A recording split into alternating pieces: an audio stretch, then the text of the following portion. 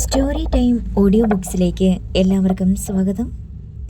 മെഴുവേലി ബാബുജി എഴുതിയ novel white hill. Tirupattur. ഡാവിഞ്ചിയുടെ വീട്. Sumo van അതിനു മുന്നിൽ ബ്രേക്കിട്ടു. മുൻ സീറ്റിൽ നിന്ന് റോഡിലേക്ക് ഇറങ്ങുന്നതിനിടയിൽ DYSP യാസിർ അഹമ്മദ് പിന്നിലേക്ക് തിരിഞ്ഞു നോക്കി. പിൻ സീറ്റിൽ വിജയകുമാർ ഉണ്ടായിരുന്നു. അയാൾക്കറിയാവുന്ന ഒരു സുമോ ഇന്നലെ മുതൽ ലീസിനെടുത്തിരിക്കുകയാണ്. വിജയൻ പുറത്തിറങ്ങണ്ട, ഞാനിപ്പോൾ വരാം. ശരി സാർ. യാസിർ അഹമ്മദ് ഡാവിഞ്ചിയുടെ വീട്ടുമുറ്റത്തേക്ക് കയറി. അമരൻ വിളിച്ച് നിമിഷങ്ങൾക്കുള്ളിൽ അവൻ വാതിൽക്കൽ പ്രത്യക്ഷപ്പെട്ടു. അകത്തേക്ക് വാ സാറേ. ഒന്ന് മൂളിക്കൊണ്ടയാൾ അകത്തേക്ക് കാൽ വെച്ചു. മുത്തശ്ശി എന്തിയടാ? കോവിലിൽ പോയേക്കുവാ സാറിരിക്കെ. അവൻ തോളിൽ കിടന്നിരുന്ന തോർത്തെടുത്ത് ഒരു കസേര തുടച്ച് നീക്കിയിട്ടു. യാസിർ ഇരുന്നു. ഞങ്ങൾക്കിവിടെ ചില പ്രശ്നങ്ങൾ ഉണ്ടായി. അതുകൊണ്ടാ ഇന്നലെ രാത്രിയിൽ തന്നെ ഇവിടേക്ക് വരാൻ പറ്റാത്തത്. പറയൂ, ഡാവിഞ്ചി ഫോൺ വിളിച്ചിട്ട് എന്തു പറഞ്ഞു? അധിക നേരം സംസാരിക്കാൻ പറ്റിയില്ല സർ. അച്ഛൻ മറ്റാരും അറിയാതെ എങ്ങനെയോ വിളിച്ചതാ. എന്തു പറഞ്ഞു? അത് പറ. യാസിർ അസ്വസ്ഥനായി. അച്ഛൻ്റെ ജീവൻ അപകടത്തിലാണെന്നും അവിടെ നിന്നും രക്ഷപ്പെടുക അസാധ്യമാണെന്നുമാണ് സൂചിപ്പിച്ചത്. യാസിറിൻ്റെ കണ്ണുകൾ ചുരുങ്ങി വന്നു. എവിടെയാണിപ്പോൾ ഡാവിഞ്ചി? അത് പറഞ്ഞോ? ഉവ്, CKS കമ്പനിയുടെ മാർബിൾ ക്വാറിയിൽ എവിടെയോ ആണ്. CKS കമ്പനിയുടെ ക്വാറി. യാസിറിൻ്റെ തലച്ചോറിൽ ഒരു കൊള്ളിയാൻ മിനി. അതിനടുത്ത് വച്ചാണ് ഇന്നലെ തങ്ങൾ ആക്രമിക്കപ്പെട്ടത്. കമ്പനിക്കാരുടെ ഹോസ്പിറ്റലിൽ ആണിപ്പോൾ കുമാരൻ കഴിയുന്നതും. മറ്റെന്തെങ്കിലും പറഞ്ഞോ? ഒരു കാരണവശാലും അച്ഛൻ വിളിച്ച കാര്യം SP ഫ്രെഡി സാർ അറിയരുതെന്ന്. യാസിർ ഒന്ന് തലവെട്ടിച്ചു. ഒരു സിഗരറ്റിന് തീ കൊളുത്തിക്കൊണ്ടയാൾ എഴുന്നേറ്റു. മുറിയിലൂടെ 2-3 ചാൽ നടന്നു. അമരൻ ഭിത്തിയിൽ ചാരി നിന്നു. പിക്ചറുകൾ ഒന്നുകൂടി വ്യക്തമാവുകയാണ്. മാർബിൾ ക്വാറി, മാർബിൾ പ്രതിമകൾ, അതിനിടയ്ക്ക് ചന്ദ്രശേഖരൻ്റെ മുഖസാദൃശ്യമുള്ള ഷൺമുഖ പെരുമാൾ. തങ്ങൾ അന്വേഷണത്തിൻ്റെ അവസാന ഘട്ടത്തിലേക്ക് വളരെ പെട്ടെന്ന് അടുക്കപ്പെട്ടതുപോലെ തോന്നി യാസിർ അഹമ്മദിന്. എന്തിനും ഒരു പൂർണ്ണത വരണമെങ്കിൽ, റൂട്ട് ക്ലിയർ ആകണമെങ്കിൽ തിരുപ്പത്തൂർ ഡാവിഞ്ചിയെ കയ്യിൽ കിട്ടണം. സിഗരറ്റ് കുറ്റി താഴെയിട്ട് ഷൂസ് കൊണ്ട് ചവിട്ടിയരച്ച് യാസിർ അഹമ്മദ് പിന്നെ അമരൻ്റെ നേരെ തിരിഞ്ഞു. നീ ആ ക്വാറിക്കുള്ളിൽ കടന്നിട്ടുണ്ട്? ഉണ്ട് സർ. എങ്കിൽ ഇന്ന് രാത്രി നമ്മൾ അവിടെ പോകുന്നു. ഡാവിഞ്ചിയെ കണ്ടെത്തിയിരിക്കും. എന്താ? അമരൻ പുഞ്ചിരിച്ചു. ഞാൻ എപ്പോഴേ റെഡിയാണ് സർ. ഞാൻ വിളിക്കാം. യാസിർ പുറത്തേക്ക് നടന്നു. എന്നാൽ ബസ് സ്റ്റോപ്പിലെ കൽബെഞ്ചിലിരുന്ന ഒരു യാത്രക്കാരൻ ഒളികണ്ണാലെ യാസിറിൻ്റെ നീക്കങ്ങൾ ശ്രദ്ധിക്കുന്നുണ്ടായിരുന്നു. CKS hospital. ഒബ്സർവേഷൻ റൂമിൽ നിന്ന് ഹെഡ് കോൺസ്റ്റബിൾ കുമാറിനെ മറ്റൊരു റൂമിലേക്ക് മാറ്റിയിരുന്നു. SI സോളാർ ശങ്കറും നിക്സൺ പോളും ബൈസ്റ്റാൻഡറുടെ ബെഡിലിരുന്നു. യാസിർ സാർ എന്തിയേ? കുമാരൻ ചുറ്റും നോക്കി. ഉടൻ വരും. എവിടെ പോവുകയാണെന്ന് പറഞ്ഞില്ല കുമാര, ശങ്കർ പറഞ്ഞു. ഇന്നലെ നടന്നതൊക്കെ ഓർക്കുമ്പോൾ ഉള്ളി പിടയ്ക്കുകയോ? തലനാരിഴയ്ക്കല്ലേ രക്ഷപ്പെട്ടത്? നമ്മളെ കൊല്ലാൻ തന്നെയായിരുന്നു അവരുടെ ഉദ്ദേശം. ഞാനിപ്പോഴും ജീവിച്ചിരിക്കുന്നുവെന്ന് വിശ്വസിക്കാൻ തന്നെ പ്രയാസം തോന്നുന്നു. കുമാരൻ ശ്വാസം വലിച്ചുവിട്ടു. നിക്സൺ പോൾ അയാളെ സ്വാന്തനിപ്പിച്ചു. സാരമില്ല കുമാര, ഭാഗ്യം നമ്മോടൊപ്പമാ. 2-3 ദിവസം കഴിഞ്ഞാൽ തനിക്ക് ഹോസ്പിറ്റൽ വിടാൻ പറ്റിയേക്കും. പൊടുന്നനെ മിന്നൽ പോലൊരു രംഗം കുമാരൻ്റെ മനസ്സിൽ തെളിഞ്ഞു. ആക്സിഡന്റ് കഴിഞ്ഞ് തനിക്ക് വെള്ളം തന്ന ആൾ. എവിടെ വെച്ച് സാറേ നമുക്ക് അപകടം പറ്റിയത്? അയാൾ ഇരുവരെയും മാറി മാറി നോക്കി. അമ്മൻ കോവിൽ പട്ടിയിൽ ഒരു മാർബിൾ ക്വാറിക്ക് മുന്നിൽ. സോളാർ ശങ്കർ പറഞ്ഞു. അപകടത്തിലുണ്ടായ വിഭ്രാന്തി കൊണ്ടാണോ എന്നറിയില്ല സർ. എനിക്കൊരു തോന്നൽ. അവിടെ വെച്ച് എനിക്ക് ആരെങ്കിലും വെള്ളം തന്നിരുന്നോ? തന്നിരുന്നു. നിക്സൺ പോൾ തലയാട്ടി. ആരാ തന്നത്? അതറിയില്ല. ഓടിക്കൂടിയ നാട്ടുകാരിൽ ആരോ ആവും. എന്താ കുമാര? അല്ല. കുമാരന് സന്ദേഹം. അവിടുത്തെ മങ്ങിയ വെളിച്ചത്തിൽ സിദ്ധാർത്ഥൻ്റെ മുഖം കണ്ടതുപോലെ ഒരു തോന്നൽ. അവനാണ് എനിക്ക് വെള്ളം തന്നതെന്ന്. സോളാർ ശങ്കർ ചിരിച്ചു തള്ളി. അങ്ങനെ അവൻ അവിടെ ഉണ്ടായിരുന്നെങ്കിൽ ഞങ്ങളുടെ കണ്ണിൽ പെടാതിരിക്കുമോ? അവനെക്കുറിച്ചുള്ള ഓർമ്മകൾ മനസ്സിലുണ്ടായിരുന്നത് കൊണ്ട് കുമാരന് തോന്നിപ്പോയതാ. പൊടുന്നനെ നിക്സൺ പോൾ തൻ്റെ സെൽഫോണിൽ പകർത്തിയ ഷൺമുഖ പെരുമാളുടെ ചിത്രം കുമാരനെ കാണിച്ചു. ഇതാരാണെന്ന് കുമാരന് പറയാമോ? കുമാരൻ അതിലേക്ക് നോക്കി. അയാളുടെ മുഖത്ത് അത്ഭുതം മിന്നുന്നത് നിക്സൺ പോളും ശങ്കറും കണ്ടു. ചന്ദ്രശേഖരൻ, ഈ ഫോട്ടോ സാറിന് എവിടുന്ന് കിട്ടി? കുമാരൻ തിരക്കി. അവൻ ഫാൻസി ഡ്രസ്സിൽ പങ്കെടുത്തത് മാതിരി. അല്ല കുമാര, അയാൾ ഫോൺ മേശപ്പുറത്ത് വെച്ചു. ഇത് ചന്ദ്രശേഖരനല്ല, ഷൺമുഖ പെരുമാൾ, ഈ ആശുപത്രിയുടെ ഉടമ. പക്ഷേ ചന്ദ്രശേഖരനെ പോലെ തന്നെ. അയാൾക്ക് സംശയം മാറുന്നില്ല. അതെ, ഞങ്ങളും ആദ്യം അങ്ങനെ കരുതി. മരിച്ചുപോയ ഇയാളെ ഇവിടെ തന്നെയാ ദഹിപ്പിച്ചത്. കുമാരൻ അപ്പോൾ തോന്നിയത് തനിക്ക് ആക്സിഡന്റിൽ കാര്യമായി എന്തോ സംഭവിച്ചു എന്നാണ്. രാവിലെ ഓഫീസിലേക്ക് പോകാൻ ഒരുങ്ങുകയാണ് റൂറൽ SP ഫ്രെഡി അയ്യപ്പ്. കണ്ണാടിയിൽ നോക്കി അയാൾ തീർത്തും പതറിപ്പോയി. തൻ്റെ മുഖം ആഞ്ജനേയ സ്വാമിയെ പോലെ ഇരിക്കുന്നു. ചുണ്ടുകളും മൂക്കും നീര് വച്ച് പുറത്തേക്കുന്തിയ മട്ടാണ്. യാസിർ അഹമ്മദിൻ്റെ കഴിഞ്ഞ രാത്രിയിലെ ഇടി ഫ്രെഡി അയ്യപ്പിന് ദേഷ്യവും സങ്കടവും ഒന്നിച്ചുണ്ടായി. യാസിർ, അയാൾ പല്ല് ഞെരിച്ചു. പക്ഷേ പല്ലുകൾ ഇളകിയിരിക്കുന്നത് പോലെ കഠിനമായ വേദന. അയാൾ കൈ ചുരുട്ടി ഭിത്തിയിലിടിച്ചു. കൊല്ലുമെട കഴിവറ മോനെ നിന്നെ ഞാൻ. പക്ഷേ മുഖത്ത് എന്തു പറ്റിയതാണെന്ന് മറ്റുള്ളവർ ചോദിച്ചാൽ എന്തു മറുപടി പറയും? അത് ആദ്യത്തെ കാര്യം. പിന്നെ കുമാരനെ അഡ്മിറ്റ് ചെയ്തിരിക്കുന്ന ഹോസ്പിറ്റലിൽ പോകണം, മൊഴിയെടുക്കണം. സംഗതിയെ ആക്സിഡന്റ് കേസാക്കി മാറ്റണം. അല്ലെങ്കിൽ ഏതെങ്കിലും സമയത്ത് ആ കേസ് തിരിഞ്ഞു കൊത്തിയാലോ? അതുകൊണ്ട് താൻ തന്നെ പോയേ മതിയാകൂ. താനിപ്പോൾ ഉണർന്നിരിക്കേണ്ട നേരമാണ്. അയാൾ ഓർത്തു. സാബിൻ്റെ നിർദ്ദേശവും അങ്ങനെ തന്നെയാണ്. മുഖം നോവാതെ ഫ്രെഡി അയ്യപ്പ് അല്പം പൗഡർ എടുത്തു, പൂശി. പിന്നെ അലക്കുകാരൻ കൊണ്ടുവച്ചിരുന്ന യൂണിഫോം എടുത്തണിഞ്ഞു. ആ സെക്കൻഡിൽ ഫോൺ ശബ്ദിച്ചു. സാബ്, താൻ ഹോസ്പിറ്റലിൽ പോയോ? സാബിൻ്റെ ചോദ്യം. പുറപ്പെടുകയാണ് സാബ്. ക്യുക്ക്. പിന്നെ സംഭവം നടന്ന സ്ഥലത്തെ ജനങ്ങളിൽ നിന്ന് മൊഴിയെടുത്തു. സൂക്ഷിക്കണം. ആക്സിഡന്റ് ആയിരുന്നെന്ന് അണ്ടർസ്റ്റാൻഡ്? യെസ് സാബ്. ഫോൺ കട്ടായി. അയാൾ തിടുക്കത്തിലിറങ്ങി. ഓഫീസിലെത്തിയിട്ട് ഹോസ്പിറ്റലിലേക്ക്. ഹോസ്പിറ്റൽ, കുമാരൻ്റെ റൂം. തമിഴ്നാട് പോലീസ് സംഘം അകത്തേക്ക് കയറി. യാസിർ അഹമ്മദ് അതിനു മുമ്പേ മടങ്ങി വന്നിരുന്നു. അയാളെ കണ്ടപ്പോൾ മുന്നിൽ ഫണം വിരിച്ചു നിൽക്കുന്ന ഒരു രാജബംബാലിയുടെ രൂപമാണ് ഫ്രെഡിക്ക് തോന്നിയത്. ആരെങ്കിലും എഴുന്നേൽക്കുകയോ അയാൾക്ക് സല്യൂട്ട് കൊടുക്കുകയോ ചെയ്തില്ല. വരണം അയ്യപ്പ സാറേ, സോളാർ ശങ്കർ പരിഹസിച്ചു. ഞങ്ങളുടെ മൊഴിയെടുക്കാൻ വന്നതാവോ അല്ലേ? ഫ്രെഡി അയ്യപ്പ് അയാളെ രൂക്ഷമായി ഒന്ന് നോക്കി. അല്ല, സാറിൻ്റെ മുഖത്തിന് എന്തു പറ്റി? ഏതോ തൂണിലോ ഭിത്തിയിലോ മറ്റോ ഉമ്മ കൊടുത്തതുപോലെ. ചോദ്യം നിക്സൺ പോളിൻ്റെ വകയായിരുന്നു. രോഷത്താൽ SP-യുടെ ചുണ്ടുകൾ വിറച്ചു. പിന്നെ മറ്റുള്ളവരെ അവഗണിച്ച് കുമാരൻ്റെ അടുത്തേക്ക് ചെന്നു. എന്താ കുമാര ഉണ്ടായത്? ഫ്രെഡി അയ്യപ്പ് അയാളെ അടിമുടി നോക്കി. അതോ? വികാരവിക്ഷോഭത്താൽ കുമാരൻ്റെ മുഖം മുറുകി. ഏതോ നായിൻ്റെ മക്കള് പറഞ്ഞുവിട്ട കുറേ തെണ്ടികൾ ഞങ്ങളെ കൊല്ലാൻ നോക്കിയതാ. അയാൾ നോട്ടം മുകളിൽ കറങ്ങുന്ന ഫാനിലേക്ക് മാറ്റി. ഫ്രെഡി അയ്യപ്പ് വിളറിപ്പോയി. യാസിർ അഹമ്മദ് ഇടപെട്ടു. അതെ സാറേ, ഇതൊരു ആക്സിഡൻറ്റാ. കൂടുതൽ സംസാരിക്കാനോ അന്വേഷിക്കാനോ ഞങ്ങൾക്ക് താല്പര്യമില്ല. അതിനായി കളയുവാൻ സമയവുമില്ല. പോരെ? യാസിറിനെ അഭിമുഖീകരിക്കുവാൻ ഫ്രെഡിക്ക് ബുദ്ധിമുട്ട് തോന്നി. അല്പനേരം കൂടി അവിടെ നിന്നിട്ട് അയാൾ സ്ഥലം വിട്ടു. Marble quarry. ഉച്ചയായപ്പോഴേക്ക് നന്നേ തളർന്നുപോയി സിദ്ധാർത്ഥൻ. പോരെങ്കിൽ കത്തുന്ന ചൂടും. മൂത്രമൊഴിക്കാൻ പോലും കഴിയുന്നില്ല. കുടിക്കുന്ന വെള്ളം അത്രയും വിയർപ്പായി പോവുകയാണ്. 100ഓളം ഹൈഡ്രോളിക് ന്യൂമാറ്റിക് റൊട്ടേറ്ററി ഹാമറുകൾ ഒരേ സമയം പ്രവർത്തിച്ചുകൊണ്ടിരിക്കുകയാണ്. അവയുടെ കർണകഠോരമായ ശബ്ദം. ഡീപ്പ് ഫ്ലൂറ്റ് ഡ്രിൽ ബിറ്റുകളിൽ നിന്ന് കറങ്ങിയുയരുന്ന വെളുത്ത മാർബിൾ പൊടികൾ. ഹാമർ പിടിക്കാൻ നോക്കിയിട്ട് യഥാർത്ഥ സിദ്ധാർത്ഥൻ്റെ കയ്യിൽ നിന്നില്ല. ഒരു മാർബിൾ പീസ് കിട്ടണമെങ്കിൽ 4 വശത്തും 2 മീറ്റർ താഴ്ചയിൽ അരയടി അകലത്തിൽ വീതം പാറയിൽ തുള വീഴ്ത്തണം. പിന്നെ സൂക്ഷ്മമായി അത് അടർത്തിയെടുത്ത് ക്രെയിനിൻ്റെ സഹായത്തോടെ നേരെ ലോറികളിലേക്ക്, അവിടെ നിന്നും ഫാക്ടറിയിലേക്കും. അനസ്യൂതം നടക്കുന്ന ജോലി. ഉച്ചഭക്ഷണത്തിന് അവിടെയുള്ള ക്യാൻറ്റീനിലേക്ക് നടന്നു സിദ്ധാർത്ഥനും രഘുറാമും. അവിടെ തൊഴിലാളികൾക്ക് കുറഞ്ഞ നിരക്കിലാണ് ഭക്ഷണം. പെരിയോർ തുടങ്ങി വെച്ചതാ ഈ സിസ്റ്റം.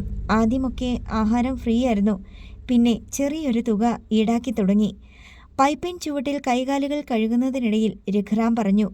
എന്നാൽ പുതിയ മുതലാളിമാർ ക്യാൻറ്റീൻ പൂട്ടുകയോ ഭക്ഷണത്തിന് പുറത്ത് ഹോട്ടലുകളിലുള്ള വില ഏർപ്പെടുത്തുകയോ ചെയ്തേക്കും. അതിനാണ് സാധ്യത. അവർ ഭക്ഷണം കഴിക്കാനിരുന്നു. നീളത്തിൽ ഡെസ്കുകളും ബെഞ്ചുകളും ഇട്ടിരിക്കുകയാണ്. അവിടുത്തെ തൊഴിലാളികൾ പൊതുവെ അസംതൃപ്തരാണെന്ന് സിദ്ധാർത്ഥന് മനസ്സിലായി. തനിക്കിവിടെ തന്നെ പിടിച്ചു നിൽക്കേണ്ട ആവശ്യം വന്നാൽ ഇവരുടെ അതൃപ്തിയെ മുതലെടുത്ത് വേണം കാലുറപ്പിക്കാൻ. അവൻ തീരുമാനിച്ചു. ഭക്ഷണം പകുതി കഴിച്ചു കാണും. പെട്ടെന്നാണ് ഐക്കൺ ഷീൻ എന്ന 1 കോടി രൂപയോളം വില വരുന്ന ബൈക്കിൽ ഒരാൾ പാഞ്ഞെത്തിയത് ക്യാൻറ്റീനു മുന്നിൽ അത് നിന്നു.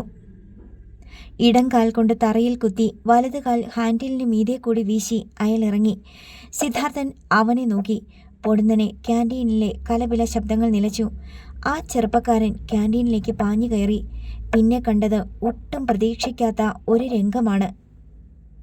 സുമുഖനായ ഒരു ചെറുപ്പക്കാരനായിരുന്നു അത്. ഏറിയാൽ 24 വയസ്സ് വരും. കാൽവിൻ ക്ലെയിൻ ജീൻസും ടീഷർട്ടും വേഷം. നെറ്റിയിലേക്ക് വീണ് കിടക്കുന്ന കോലൻ തലമുടി. കണ്ണുകളെ മറച്ചിരുന്ന പോലീസിൻ്റെ കൂളിംഗ് ഗ്ലാസ് എടുത്ത് മടക്കി അവൻ പോക്കറ്റിലിട്ടു. അപ്പോഴാണ് സിദ്ധാർത്ഥൻ ആ കണ്ണുകൾ ശ്രദ്ധിച്ചത്. ചുവന്ന ലോഹം പോലെ തിളങ്ങുന്ന കണ്ണുകൾ. ക്യാൻറ്റീനിൽ ഭക്ഷണം കഴിച്ചുകൊണ്ടിരുന്ന സകല ജീവനക്കാരും ഞൊടിയിടയിൽ ചാടിപ്പിടഞ്ഞെഴുന്നേറ്റു. സിദ്ധാർത്ഥൻ നോക്കുമ്പോൾ രഘുറാമോ എഴുന്നേറ്റു കഴിഞ്ഞു. ഒന്നും പിടികിട്ടുന്നില്ല. എങ്കിലും അവനും എഴുന്നേറ്റു. 6 പടയാൻ. രഘുറാം പിറുപിറുക്കുന്നത് അവൻ കേട്ടു. ക്യാൻറ്റീനിനുള്ളിലേക്ക് കുതിച്ചെത്തിയ 6 പടയാൻ ചുറ്റും കണ്ണുകൾ കൊണ്ടൊഴിഞ്ഞു. അവസാനം ആ ദൃഷ്ടികൾ ഒരുവനിൽ തറഞ്ഞു. സിദ്ധാർത്ഥനും അവിടേക്ക് ശ്രദ്ധിച്ചു. പരിഭ്രാന്തനായ ഒരു ചെറുപ്പക്കാരൻ. അല്പം വളർന്ന താടിയും മുടിയും. ഒറ്റ കുതിപ്പിന് 6 പടയാൻ അവൻ്റെ മുന്നിലെത്തി. സ്കൗണ്ടറൽ, നീ എന്നെക്കുറിച്ച് പോലീസിൽ പരാതിപ്പെടാൻ മാത്രം വളർന്നോടാ? ചോദിച്ചതും കൈവീശി ഒറ്റയടി. ചെറുപ്പക്കാരൻ തീൻമേശയിലേക്ക് കമിഴ്ന്നു. 6 പടയാൻ അവൻ്റെ മുടിയിൽ കുത്തിപ്പിടിച്ച് ഡെസ്കിൽ അമർത്തി വലിച്ചിഴച്ചു. ഡെസ്കിൽ മറ്റുള്ളവർ കഴിച്ചുകൊണ്ടിരുന്ന ഭക്ഷണ സാധനങ്ങൾ അടങ്ങിയ സ്റ്റീൽ പ്ലേറ്റുകൾ വല്ലാത്ത കിലുക്കത്തോടെ തറയിൽ വീണ് ചിതറി. ഡെസ്കിൻ്റെ അങ്ങേയറ്റത്തെത്തി 6 പടയാൻ ചെറുപ്പക്കാരനെ വീണ്ടും വലിച്ചുയർത്തി. എൻ്റെ മുഖത്തിൻ്റെ ഒരു വശത്തെ തൊലിയുരിഞ്ഞ് അവിടെ ചോര പൊടിച്ചു തുടങ്ങിയിരുന്നു. എന്ത് തെമ്മാടിത്തരമായത്? പിറുപിറുത്തുകൊണ്ട് സിദ്ധാർത്ഥൻ മുന്നോട്ടാഞ്ഞു. ആ ക്ഷണം അവൻ്റെ കയ്യിലൊരു പിടുത്തം വീണു. അവൻ തിരിഞ്ഞു നോക്കി. രഘുറാം. പാടില്ല എന്ന ഭാവത്തിൽ അവൻ കണ്ണിറക്കി കാണിച്ചു. ദേഷ്യം കാരണം സിദ്ധാർത്ഥൻ്റെ ശ്വാസഗതിക്ക് വേഗമേറി. അവൻ ചുറ്റും നോക്കി. ആരും പ്രതികരിക്കുന്നില്ല. ആ ഭാഗത്തേക്ക് നോക്കാൻ പോലും ഭയക്കുന്ന മട്ടിൽ നിൽക്കുകയാണവർ. 6 പടയാൻ ചെറുപ്പക്കാരനോട് പറഞ്ഞു, കൊന്നുകളയും ഞാൻ. അറിയാമല്ലോ എന്നെ. ഈ 6 പടയാൻ ഒന്ന് ആഗ്രഹിച്ചിട്ടുണ്ടെങ്കിൽ അത് നടന്നിരിക്കും. ഇനി നീ നിന്റെ പെങ്ങളെ മാർബിൾ കല്ലുകൾ പിളർത്തി അതിനുള്ളിൽ ഒളിപ്പിച്ചാൽ പോലും പൊക്കിയിരിക്കും ഞാൻ ഈ രാത്രിയിൽ. നീ പോലീസിലല്ല, ഇവിടുത്തെ മുഖ്യമന്ത്രിക്ക് വേണമെങ്കിലും കൊണ്ടുപോയി പരാതി കൊടുക്കടാ. മുതലാളി, അവള് പാവമാ. അവളെ ഒന്നും ചെയ്യല്ലേ. കൈകൂപ്പിക്കൊണ്ട് ചെറുപ്പക്കാരൻ യാചിച്ചു. അവൻ്റെ കവിളിൽ നിന്ന് ഡെസ്കിന് പുറത്തേക്ക് ചോരത്തൊളികൾ ഇറ്റു വീണു. അവൻ്റെ തല പിടിച്ച് വീണ്ടും ഡെസ്കിൽ ഒറ്റ ഇടിയായിരുന്നു. 6 പടയാൻ്റെ മറുപടി. പൊട്ടിപ്പിളർന്നതുപോലെ ചെറുപ്പക്കാരൻ്റെ നെറ്റിയിൽ നിന്ന് ചോര ചീന്തി. തറയിൽ വീണ അവനൊരു പാമ്പിനെ പോലെ പിടഞ്ഞു. പുച്ഛഭാവത്തിൽ ഒരു ചിരിയോടെ 6 പടയൻ തിരിച്ചു നടന്നു. മറ്റുള്ളവർ തല കുനിച്ചു നിന്നു. എന്നാൽ സിദ്ധാർത്ഥൻ മാത്രം കണ്ണിം വയ്ക്കാതെ അവനെ തന്നെ നോക്കി. 6 പടയൻ അതും കണ്ടു. അവൻ്റെ മുന്നിലെത്തിയതും നിന്നു. നീ? അവൻ സിദ്ധാർത്ഥൻ്റെ കോളറിൽ കുത്തിപ്പിടിച്ചു. മുതലാളി, എൻ്റെ ബന്ധുവാ, രഘുറാം പെട്ടെന്ന് പറഞ്ഞു. അമർത്തിയൊന്ന് മൂളിക്കൊണ്ട് അവൻ പിടിവിട്ടു. പിന്നെ ചെന്ന് ഐക്കൺ ഷീൻ ബൈക്കിൽ കയറി. വലതുകാൽ തറയിൽ കുത്തി ബൈക്കിൻ്റെ പിൻചക്രം റാ പോലെ കറക്കി തിരിച്ചു. പിന്നെ പാഞ്ഞുപോയി. അപ്പോഴാണ് തൊഴിലാളികൾക്ക് ശ്വാസം നേരെ വീണത്. ആരാ അവൻ? സിദ്ധാർത്ഥൻ ഉറക്കെയാണ് രഘുരാമനോട് തിരക്കിയത്. മറ്റുള്ളവർ പിടഞ്ഞതുപോലെ അവനെ തിരിഞ്ഞു നോക്കി. സിധു. രഘുറാം ശബ്ദം താഴ്ത്തി. അതാരാണെന്നാ നീ കരുതിയത്? 6 പടയാൻ, ഒരു 3rd റേറ്റ് ഗുണ്ട. ഷോ. രഘുറാം സിദ്ധാർത്ഥൻ്റെ വാ പൊത്തി. ആ 6 പടയൻ ഗുണ്ടയല്ല, ഷൺമുഖ പെരുമാൾ എന്ന ഞങ്ങളുടെ പെരിയോരുടെ മൂത്ത മകൻ. ഇപ്പോൾ ഈ ക്വാറിയുടെ വലിയ മുതലാളി. സിദ്ധാർത്ഥനിലും ഉണ്ടായി ഒരു ഞെട്ടൽ. രഘുറാം തുടർന്നു. 6 പടയാൻ മുതലാളി ഒറ്റയാന. ഒറ്റയ്ക്ക് പോകൂ, അതും ബൈക്കിൽ. അതിനോടാണ് കമ്പം. പറന്നു പോകുന്ന ഒരു പക്ഷിയെ വെടിവെച്ചിടണമെന്ന് തോന്നിയാൽ അതിൻ്റെ പിന്നാലെ എത്ര കിലോമീറ്റർ വേണമെങ്കിലും പോകുമെന്ന ജനസംസാരം. കൈക്കരുത്തുകൊണ്ട് മാത്രം 4-5 പേരെ വീഴ്ത്തുന്നത് നിഷ്പ്രയാസം. പിന്നെ ഈ ജില്ലയിൽ പോലും 6 പടയാനെതിരെ ആരും ഒന്നും പറയില്ല. സിദ്ധാർത്ഥനൊക്കെ കേട്ടു നിന്നു. പക്ഷേ പതറിയില്ല. വീണ്ടും ശബ്ദമുയർത്തി. ഇത് തന്നെയാണ് ഇവിടുത്തെ കുഴപ്പം. കൂട്ടത്തിൽ ഒരാളെ പട്ടിയെപ്പോലെ തല്ലിച്ചതച്ചിട്ടും അങ്ങനെ ചെയ്തത് ഏതവനും ആയിക്കോട്ടെ, നിങ്ങളൊക്കെ നോക്കി നിന്നു. നാളെ ഈ നിൽക്കുന്ന ഓരോരുത്തർക്കും ഇങ്ങനെയൊരു അനുഭവം ഉണ്ടാകും. സിദ്ധു. രഘുറാം അസ്വസ്ഥനായി. പക്ഷേ അവനത് ശ്രദ്ധിച്ചില്ല. ഇത്രയും തൊഴിലാളികളില്ലേ, നമ്മൾ ഒറ്റക്കെട്ടായി നിന്നാൽ ഒരുത്തനും ഒന്നും ചെയ്യില്ല. പക്ഷെ ഒരുമിച്ച് നിൽക്കണം. ഈ നിൽക്കുന്ന മുഴുവൻ പേരെയും കൊല്ലാനോ ജോലിയിൽ നിന്ന് പിരിച്ചുവിടാനോ ആർക്കും കഴിയില്ല. തൊഴിലാളികൾ പരസ്പരം നോക്കി. സിദ്ധു പറയുന്നതിൽ കാര്യമുണ്ട്. കൂട്ടത്തിൽ പ്രായമുള്ള ഒരാൾ മുന്നോട്ട് വന്നു. മോനെ, നീ പറയുന്നത് സത്യമാ. പക്ഷേ ഇവിടുത്തെ മുതലാളിമാരോട് എതിർത്ത് നിൽക്കാൻ നമുക്ക് പറ്റുമോ? പറ്റും. നമ്മൾ തൊഴിലാളികളാണെന്നും നമ്മളിൽ ഒരാൾക്കൊരു പ്രശ്നമുണ്ടായാൽ അത് മൊത്തം പേരുടെയും പ്രശ്നമാണെന്നും കരുതാമെങ്കിൽ. സിദ്ധാർത്ഥൻ തലയിലൊന്ന് തലോടി. സിദ്ധുവിനാകുമോ അങ്ങനെ മുന്നിൽ നിന്ന് ഞങ്ങളെ നയിക്കാൻ? മറ്റൊരാൾ തിരക്കി. ആകും. അവൻ്റെ ഭാവമാറ്റം കണ്ട് മിഴിച്ചു നിൽക്കുകയാണ് രഘുറാം. തീയോടുള്ള കളിയാണിതെന്നും ഇതിൻ്റെ അവസാനം പ്രവചനാതീതമാണെന്നും അയാൾ അറിഞ്ഞു. അപ്പോൾ മറ്റുള്ളവർ ചേർന്ന് അടിയേറ്റ് വീണ ചെറുപ്പക്കാരനെ എടുത്തൊരു ബെഞ്ചിൽ ഇരുത്തി. സത്യദാസ്, അതായിരുന്നു അവൻ്റെ പേര്. നെറ്റി പിളർന്നൊഴുകിയ ചോരയും ഭക്ഷണാവശിഷ്ടങ്ങളും അവൻ്റെ മുഖത്ത് കൂടി കുഴഞ്ഞൊട്ടി. ഒരു കൈകൊണ്ട് അത് വടിച്ചു കളഞ്ഞിട്ട് അവൻ പറഞ്ഞു, എനിക്ക് ആകെയുള്ള ഒരു പെങ്ങളാ. വിദേശത്തു നിന്ന് കമ്പനിയിൽ വന്ന അതിഥികൾക്ക് വേണ്ടി അവളെ വിട്ടുകൊടുക്കണം എന്ന് പറഞ്ഞാൽ എനിക്കങ്ങനെ ചെയ്യാനാകുമോ? സ്വന്തം കൂടപ്പിറപ്പിനോട് അങ്ങനെ ചെയ്യാൻ ആർക്കെങ്കിലും കഴിയുമോടോ? മറ്റുള്ളവർ മിണ്ടുന്നില്ല. അവൻ തുടർന്നു, വേറെ രക്ഷയില്ലാത്തതുകൊണ്ടാ ഞാൻ പോലീസിൽ ഒരു പരാതി കൊടുത്തത്. അതിനാണി. അവൻ്റെ വാക്കുകൾ ഗദ്ഗതത്തിൽ മുങ്ങി. സിദ്ധാർത്ഥൻ മുന്നോട്ട് നീങ്ങി. നീ ഇതെന്തു ഭാവിച്ചാ സിദ്ധു? രഘുറാമിന്റെ ചോദ്യം അവൻ അവഗണിച്ചു നേരെ ചെന്ന് സത്യദാസിന്റെ തോളിൽ കൈവച്ചു. സത്യദാസ് മുഖമുയർത്തി അവനെ നോക്കി. പോട്ടെ സഹോദര, പക്ഷെ നിങ്ങളുടെ പെങ്ങളെ ഒരുത്തൻ്റെ മുന്നിലും അടിയറവ് വെക്കരുത്. നെഞ്ചിലൊരു പിടപ്പെങ്കിലും അവശേഷിക്കുന്നുവെങ്കിൽ വെട്ടി വീഴ്ത്തണം. മുന്നിൽ വരുന്ന ശത്രു മുതലാളിയാണെങ്കിലും അതല്ല പടച്ച തമ്പുരാനാണെങ്കിൽ പോലും. ഒരുത്തനെയെങ്കിലും കൊന്നിട്ട് ജയിലിൽ പോയാൽ ഇത്തരക്കാർക്ക് അതൊരു പാഠമായിരിക്കും. കോടതിക്കും കാര്യങ്ങൾ മനസ്സിലാകും. സ്വന്തം പെങ്ങളുടെ മാനത്തിനു വേണ്ടിയാണ് ഒരുത്തനെ കൊല്ലേണ്ടി വന്നതെന്ന് പറഞ്ഞാൽ കാലം ഒരുപാട് മാറി സുഹൃത്തെ. പണ്ടത്തെ പോലെ പോലീസിന്റെ FIR കൊണ്ട് മാത്രം ഒരുത്തനെ ഇന്ന് തൂക്കിക്കൊല്ലത്തില്ല. സത്യാവസ്ഥ കോടതിയും വിലയിരുത്തും. തൊഴിലാളികൾ അവനെ നോക്കി മിഴിച്ചു നിൽക്കുകയാണ്. സത്യദാസ് അവൻ്റെ കയ്യിൽ മുറുകെ പിടിച്ചു. സിദ്ധാർത്ഥൻ ശബ്ദം താഴ്ത്തി, മറ്റാരും കൂടെയില്ലെങ്കിലും നിനക്ക് ഞാനുണ്ട്. സത്യദാസിൻ്റെ കണ്ണുകളിൽ ഒരു വെളിച്ചം മിന്നി. ഉച്ച കഴിഞ്ഞ് വീണ്ടും പണി തുടങ്ങിയപ്പോൾ രഘുറാം പറഞ്ഞു, എന്നാലും സിദ്ധു, നിന്റെ വാക്കുകളും പ്രവൃത്തികളും കുറച്ച് കടന്നുപോയി കേട്ടോ. ഇനി ഇതാരെങ്കിലും മുതലാളിമാരുടെ കാതിലെത്തിച്ചാലത്തെ അവസ്ഥയെക്കുറിച്ച് നിനക്കറിയാമോ? അറിയാതിരിക്കേണ്ട കാര്യമെന്താ? അവൻ ചിരിച്ചു.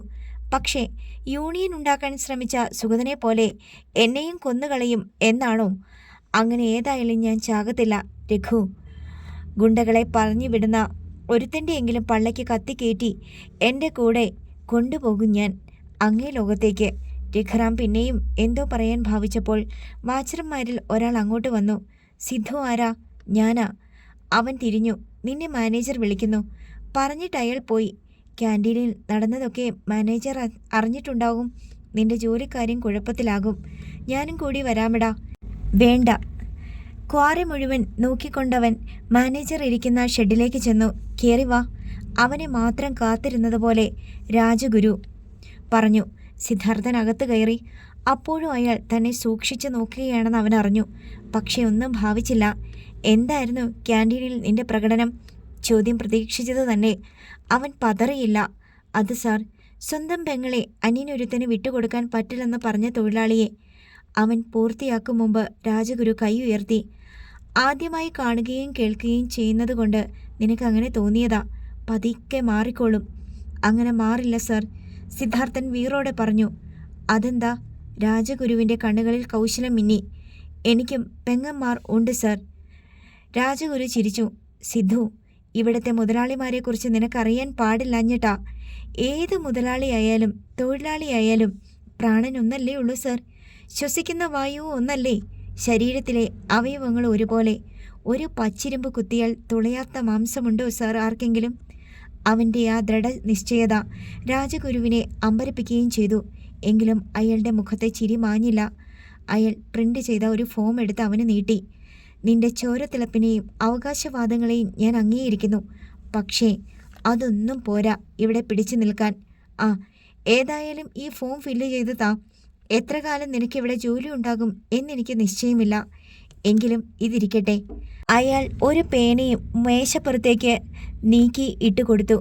സിദ്ധാർത്ഥൻ പേനയെടുത്തു. ഫോമിൽ പേരെഴുതാൻ നേരത്താണവൻ അതിലെ കമ്പനിയുടെ മുഴുവൻ പേരും ശ്രദ്ധിച്ചത്. CK Siddharthan private limited exporting company. അവൻ്റെ ശരീരത്തിൽ ഒരു മിന്നൽ പിണർ പാഞ്ഞു. CK സിദ്ധാർത്ഥൻ, തൻ്റെ പേര് ചന്ദ്രശേഖരൻ കമലാലയം സിദ്ധാർത്ഥൻ. ഈശ്വര, താൻ കരുതിയതുപോലെ CK ഷൺമുഖ പെരുമാൾ എന്നല്ല കമ്പനിയുടെ പേര്. അവൻ്റെ കയ്യിലിരുന്ന് പേന വിറച്ചു. എന്താ സിദ്ധാർത്ഥ? അവൻ്റെ ഓരോ ഭാവവും ശ്രദ്ധിക്കുകയായിരുന്നു രാജഗുരു. ഓ, ഒന്നുമില്ല സാർ. വനവാസവും അജ്ഞാതവാസവും കഴിഞ്ഞു വന്ന പാണ്ഡവർക്ക് സ്വന്തം കൊട്ടാരവും രാജ്യവും തിരിച്ചു പിടിക്കാൻ കുരുക്ഷേത്ര യുദ്ധം വേണ്ടി വന്നു. പക്ഷേ പാണ്ഡവരെ സഹായിക്കാൻ ശ്രീകൃഷ്ണൻ ഉണ്ടായിരുന്നു. ഇവിടെ എനിക്ക് ആ റോൾ അഭിനയിക്കേണ്ടി വരുമോടോ? സിദ്ധാർത്ഥൻ ആ ചോദ്യം കേട്ട് രാജഗുരുവിനെ തുറച്ചു നോക്കി. അയാൾ പറഞ്ഞത് മുഴുവൻ അവന് പിടികിട്ടിയിരുന്നില്ല. ഒന്നും മിണ്ടാതെ സിദ്ധാർത്ഥൻ തൻ്റെ പേര് ഫോമിൽ എഴുതി. സിധു. അപ്പോൾ രാജഗുരു തിരക്കി. വിളിപ്പേരാണ് എഴുതിയതല്ലേ? തൽക്കാലം അത് മതി സിദ്ധാർത്ഥ. കിടുങ്ങിപ്പോയി അവൻ. രാജഗുരു പുഞ്ചിരിച്ചു. ഇന്നലെ നീ എന്നെ കാണാൻ വന്നതിന് ശേഷം നിന്നെക്കുറിച്ച് ഞാൻ അന്വേഷിച്ചു. ജോസിൻ്റെ കടയിൽ വെച്ച് നീ സ്വയം പരിചയപ്പെടുത്തിയത് സിദ്ധാർത്ഥൻ എന്ന് പേര് പറഞ്ഞാണ്. പിന്നെ എന്നോട് കള്ളം പറഞ്ഞതെന്തിന്? സാർ, ഞാനത്... അവൻ വിക്കി. അവൻ്റെ നാവ് തളർന്നു തുടങ്ങിയിരുന്നു. ഓക്കെ, കുറച്ച് ദിവസം നീ ഈ പേരിൽ തന്നെ ഇവിടെ കഴിഞ്ഞോളൂ. അയാൾ തൻ്റെ കാതിൽ പിടിച്ച് മെല്ലെ വലിച്ചുകൊണ്ടിരുന്നു. പിന്നെ ക്യാൻറ്റീനിൽ വെച്ച് പറഞ്ഞതുപോലെ തൊഴിലാളികളെ ഒറ്റക്കെട്ടായി നിർത്താൻ നിനക്ക് കഴിഞ്ഞാൽ, അവർക്ക് നിനക്ക് പിന്നിൽ അണിനിരന്നാൽ ആ ശക്തിയെ തടുക്കാൻ ആർക്കുമാവില്ല. എൻ്റെ ഒരു പിന്തുണയും ഉണ്ടാകുമെന്ന് കരുതിക്കോളൂ. ഒന്നും മറുപടി പറയാതെ സിദ്ധാർത്ഥൻ തനിക്ക് മനസ്സിൽ തോന്നിയ ഒരഡ്രസ്സ് ആ ഫോമിൽ എഴുതി ഒപ്പുവെച്ചു. പിന്നെ രക്ഷപ്പെടുന്നത് പോലെ അവിടെ നിന്ന് പോയി. പുറത്ത് വേപ്പുമരത്തണലിൽ വാച്ചറോട് സംസാരിച്ചുകൊണ്ട് ജീപ്പ് ഡ്രൈവർ നിൽപ്പുണ്ടായിരുന്നു. സിദ്ധാർത്ഥൻ അവനെ നോക്കി. സത്യങ്ങളുടെ തീ കൂമ്പാരം ചികഞ്ഞു മറിച്ചിടേണ്ട സമയം അതിക്രമിച്ചിരിക്കുന്നു എന്ന് സിദ്ധാർത്ഥന് തോന്നി. എന്തിനാ മാനേജർ സാറ് വിളിപ്പിച്ചത്? അവൻ മടങ്ങിച്ചെന്നതും രഘുറാം ഉദ്യോഗത്തോടെ തിരക്കി. ഫോം ഫില്ല് ചെയ്യിക്കാൻ. മറ്റൊന്നും ചോദിച്ചില്ലേ? ഇല്ല. രഘുറാമിനത് വിശ്വസിക്കാൻ കഴിഞ്ഞില്ല. എങ്കിലും അവൻ കൂടുതലൊന്നും ചോദിച്ചില്ല. വൈകിട്ട് ക്വാറിയിൽ നിന്ന് മടങ്ങുമ്പോൾ രഘുറാമിൽ നിന്ന് സിദ്ധാർത്ഥൻ ആ ഡ്രൈവറുടെ വീട് മനസ്സിലാക്കി. പരിസരമൊക്കെ നോക്കി വെച്ചു. ഡ്രൈവറുടെ പേര് മാരീജൻ. വീട്ടിലെത്തി കുളിച്ച് വേഷം മാറി ഇരുവരും റോഡിലിറങ്ങി. ജോസിൻ്റെ ചായക്കടയിൽ സാമാന്യ തിരക്കുണ്ടായിരുന്നു. ഏറിയ പങ്കും പകൽ നേരത്ത് ക്വാറിയിൽ കണ്ട തൊഴിലാളികൾ. അവർ സിദ്ധാർത്ഥനോട് കൂടുതൽ അടുപ്പത്തിൽ സംസാരിച്ചു. അവൻ ധീരനും ബുദ്ധിശാലിയുമാണെന്ന് അവർ വിശ്വസിച്ചു. സിദ്ധാർത്ഥനും രഘുറാമും ഓരോ ചായയ്ക്ക് പറഞ്ഞു. കഴിഞ്ഞ രാത്രിയിൽ ആക്സിഡന്റ് നടന്ന ഭാഗത്തേക്ക് സിദ്ധാർത്ഥൻ എത്തി നോക്കി. അത് കണ്ട് ജോസ് അറിയിച്ചു. കേരളത്തിൽ കോട്ടയത്ത് നിന്ന് വന്നതായിരുന്നു ആ പോലീസുകാർ. അവർ വന്ന് വണ്ടി കൊണ്ടുപോയി. പരിക്കേറ്റ കുമാരൻ സാറിൻ്റെ അവസ്ഥ എന്താ ജോസേട്ടാ? അവൻ്റെ ചോദ്യം കേട്ട് അയാൾ നെറ്റിച്ചൊളിച്ചു. നിനക്ക് എങ്ങനെ അറിയാം അയാളുടെ പേര്? ഇന്നലെ പോലീസുകാർ പറയുന്നത് കേട്ടല്ലോ. ഒട്ടും സംശയത്തിനിട കൊടുക്കാതെ അവൻ പറഞ്ഞു. അയാൾക്ക് കുറവുണ്ട് പോലും. നമ്മുടെ CKS ഹോസ്പിറ്റലിലാ. തൻ്റെ പേരിൽ ഒരു ഹോസ്പിറ്റൽ. അതും സിദ്ധാർത്ഥന് പുതിയ അറിവായിരുന്നു. തണ്ണീർമുക്കം വിസ്മയുടെ വീട്. രാത്രി 10:45. ഉറങ്ങാതെ കിടക്കുകയാണ് വിസ്മയ. അവളുടെ നെഞ്ച് വല്ലാതെ തുടി കൊട്ടിക്കൊണ്ടിരുന്നു. 11 മണിക്കാണ് സിദ്ധു കായലോരത്ത് എത്തുമെന്ന് പറഞ്ഞിരിക്കുന്നത്. പക്ഷേ അവൻ ആരും അറിയാതെ ഇങ്ങോട്ട് വരാമല്ലോ. അമ്മ കാണുകെ തന്നോടെന്തും സംസാരിക്കുകയും ചെയ്യാം. അതിന് തുനിയാത്തത് പോലീസ് ഈ വീടും ശ്രദ്ധിക്കുന്നു എന്ന് കരുതിയാണോ? വസുമതിയോട് പറഞ്ഞാലോ എന്നവൾ പലവട്ടം ചിന്തിച്ചതാണ്. പക്ഷേ വേണ്ടെന്ന് വെച്ചു. സിദ്ധുവിനെ കാണാനുള്ള അവസരം എങ്ങനെയെങ്കിലും നഷ്ടമായാലോ? മുറിയിലെ ഇരുളിലൂടെ മെല്ലെ അവൾ ജനാലയ്ക്കലെത്തി. അത് തുറന്ന് പുറത്തേക്ക് നോക്കി. നേർത്ത നാട്ടുവെളിച്ചമേയുള്ളൂ. കായലിലേക്ക് ചാഞ്ഞു നിൽക്കുന്ന തെങ്ങുകൾ ഇരുൾ കൊണ്ട് വരച്ച ചിത്രങ്ങൾ പോലെ നരച്ച ആകാശത്തിന് താഴെ കാണാം. കായലോളങ്ങൾ കരിങ്കൽ ഭിത്തിയിൽ ഇടിക്കുന്ന ശബ്ദം. പൊടുന്നനെ അവളുടെ സെൽഫോൺ മിന്നി. വിസ്മയ അതെടുത്തു നോക്കി. ഒരു മെസ്സേജ്. അവൾ അത് വായിച്ചു. 11 മണിക്ക് സിദ്ധാർത്ഥൻ. അവളുടെ ഹൃദയതാളം വീണ്ടും മുറുകി. 10:55 ആയപ്പോൾ അവൾ ശബ്ദം കേൾപ്പിക്കാതെ വാതിലിൻ്റെ കൊളുത്തെടുത്തു. അമ്മയുടെ മുറിയിൽ നിന്ന് ശബ്ദമൊന്നും കേൾക്കുന്നില്ല എന്നുറപ്പുവരുത്തി. പുറത്തേക്കിറങ്ങി വാതിൽ ചാരുമ്പോൾ വിസ്മയുടെ കൈ വിറച്ചു. നനവ് പതിഞ്ഞ മണ്ണിലൂടെ അവൾ കായൽ തീരത്തേക്ക് നീങ്ങി. കൽക്കെട്ടിനരികിലെത്തി ചുറ്റും നോക്കി. ആരുമില്ല. 1 മിനിറ്റ് കഴിഞ്ഞു. വിസ്മയ, ഒരു വിളി. അവൾ ഞെട്ടിത്തിരിഞ്ഞു. തൻ്റെ തൊട്ടരികിൽ ഒരാൾ ഭൂമിയിൽ നിന്ന് മുളച്ചു വന്നതുപോലെ. അടുത്ത നിമിഷം അവൾ ഒന്ന് തിരിച്ചറിഞ്ഞു. അത് സിദ്ധാർത്ഥനല്ല. ക്ഷണനേരം കൊണ്ടവൾ അപകടം മണത്തു. വിസ്മയെ പിന്തിരിഞ്ഞോടാൻ ഭാവിച്ചു. പക്ഷേ മിന്നൽ പോലെ അയാൾ അവളുടെ മുടിയിൽ കുത്തിപ്പിടിച്ചു, പിന്നോട്ട് വലിച്ചു തന്നിലേക്ക് ചേർത്തു. വിസ്മയ നിലവിളിക്കാൻ ഭാവിച്ചതും മുഖത്ത് കൈപ്പടം അമർന്നു. ഒപ്പം കാതിൽ കനത്ത ശബ്ദം, കഴിവേറ് മോളെ, മിണ്ടിപ്പോകരുത്. സിദ്ധാർത്ഥനാണെന്ന് പറഞ്ഞാൽ നീ എന്തിനു നിന്നുകൊടുക്കും അല്ലേടി? അയാളുടെ ചുടു നിശ്വാസം അവളുടെ കാതിൽ തട്ടി. ചുണയുണ്ടെങ്കിൽ നീയൊന്ന് നിലവിളിക്കടി, ആളുകൾ ഓടിക്കൂടട്ടെ.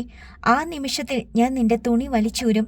പിന്നെ ജനങ്ങളോട് പറയും നീ എന്നെ വിളിച്ചു വരുത്തിയതാണെന്ന്. മിക്കവാറും രാത്രികളിൽ നമ്മൾ ഇവിടെ സന്ധിക്കാറുണ്ടെന്ന്. വിസ്മയ തളർന്നു പോയി.